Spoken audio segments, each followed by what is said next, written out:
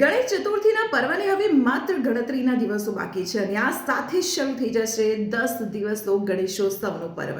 ઘરોમાં પંડાલોમાં ધામધૂમથી ગણપતિની સ્થાપના કરવામાં આવશે અને 10 દિવસ સુધી તેમની આરાધના કરવામાં આવશે. કદાચ તમે પણ તમારા ઘરે બાપાનું સ્થાપન કરવાના હશો, પરંતુ શું તમને ખબર છે ઘરમાં કયા રંગના ગણપતિનું સ્થાપન કરવું વધુ શુભ ગણાય છે?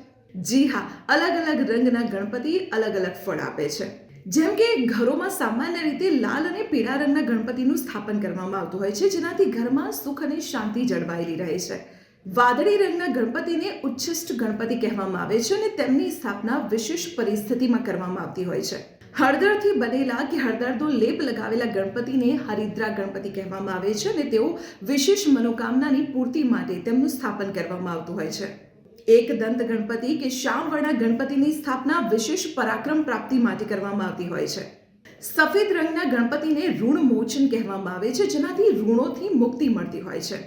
જ્યારે લાલ રંગના અને 4 ભુજાવાળા ગણપતિને સંકષ્ટ હરણ ગણપતિ કહેવામાં આવે છે અને આ ગણપતિની સ્થાપના કરવાથી જીવનમાંથી સંકટ દૂર થાય છે. તો ગજાનન સાથે જોડાયેલી આવી જ રોચક વાતો જાણવા માટે આપ જોડાયેલા રહો સંદેશ ડિજિટલ સાથે.